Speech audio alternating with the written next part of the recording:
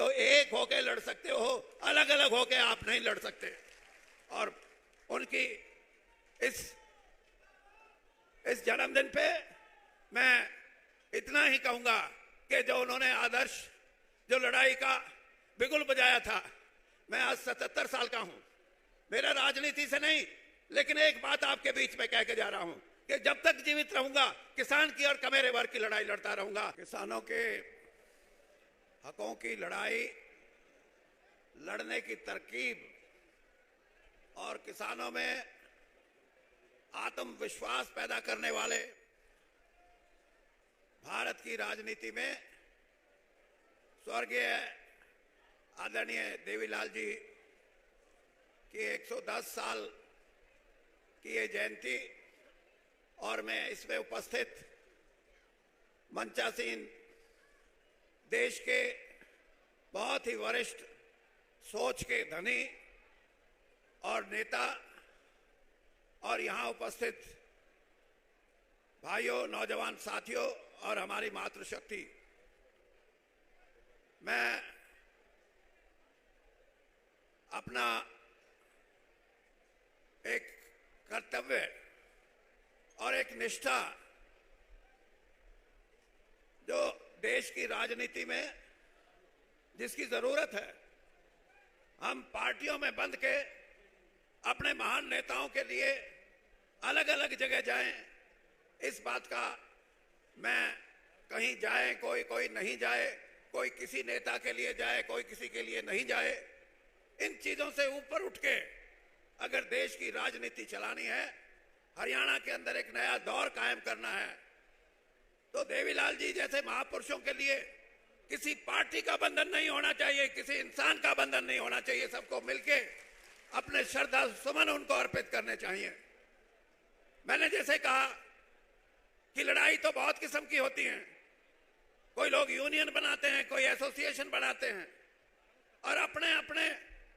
कामों के लिए, अपने अपने लक्ष्यों की पूर्ति करने के लिए बहुत सी ऐसी चीजें हैं जिनके लिए संघर्ष करते हैं। लेकिन किसान के लिए, गरीब कमेरे वर्ग के लिए और उन लोगों के लिए जो आर्थिक असमानता का शिकार हैं, कल या परसों के अखबार में मैं पढ़ रहा था, एक तरफ तो 200 रुपए कमाने वाली एक परिवार और एक परिवार ऐसा जिसकी आमदनी हर रोज 1200 करोड़ रुपए से भी ज्यादा हो। ऐसी असमानता में, ऐसी डिस्पैरिटी में अगर अर्थव्यवस्था हमारी चलेगी तो देश से कभी गरीबी खत्म नहीं हो सकती। ये जो कमेरा वर्ग है, जो अपनी मेहनत करके पसीना बहा के अपने परिवार का पेट पालता है, 76 साल की आबादी में उसके लिए आज भी मैं ये कहता हूं कि इस देश की धन दौलत में उसका कोई हिस्सा नहीं है। और यही हाल किसान का है। किसान जिसने 9 गुना पिछले 56-57 साल में, जब से गेहूं का और दूसरी फसलों की एमएसपी तय हुई थी, 9 गुना उत्पादन बढ़ाया हो, वो आज या तो बैंक का कर्जाई है, या किसी साहूकार का कर्जा लिया हुआ है, या किसी का कोई रिश्तेदार आर्थिक तौर पे मजबूत है तो उससे भी पैसा उठाया हुआ है, लेकिन उसको इंसाफ नहीं मिलता। आज भी वो गरीबी का शिकार है, आज भी वो इन बंधनों में बंधा हुआ है। तो इस लड़ाई को लड़ने के लिए, लड़ाई तो पुरानी है, लेकिन देवीलाल जी ने इस लड़ाई को लड़ने का एक तरीका, जैसे मैंने कहा, लड़ाई को जोरदार तरीके से लड़ने के लिए, अपने हकों की लड़ाई लड़ने के लिए उन्होंने जो अभियान चलाया था, उसी का कारण है कि 13 महीने किसानों का आंदोलन चला और जो उनकी मांग थी कि 3 कानून वापस होने चाहिए, किसान संघर्षरत रहा। उसको पता था कि अगर मैं संघर्ष में कमजोर हो गया या पीछे हट गया तो मेरी जमीन भी जाती रहेगी। ये उसके मन में एक भाव था, और ये भाव इसलिए कि देवीलाल जी ने अपनी जिंदगी में इस लड़ाई को लड़ने का संकेत दिया था किसानों को कि जाति पाति से ऊपर उठ के, धर्म से ऊपर उठ के, अपनी मान्यताओं से ऊपर उठ के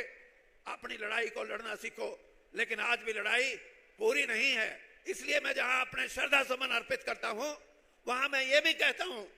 कि इस लड़ाई को लड़ना है तो एक होके लड़ सकते हो, अलग अलग होके आप नहीं लड़ सकते। और उनकी इस जन्मदिन पे मैं इतना ही कहूंगा कि जो उन्होंने आदर्श, जो लड़ाई का बिगुल बजाया था। मैं आज 77 साल का हूं, मेरा राजनीति से नहीं, लेकिन एक बात आपके बीच में कह के जा रहा हूं कि जब तक जीवित रहूंगा किसान की और कमेरे वर्ग की लड़ाई लड़ता रहूंगा। यही प्रेरणा देवीलाल जी ने दी थी। धन्यवाद।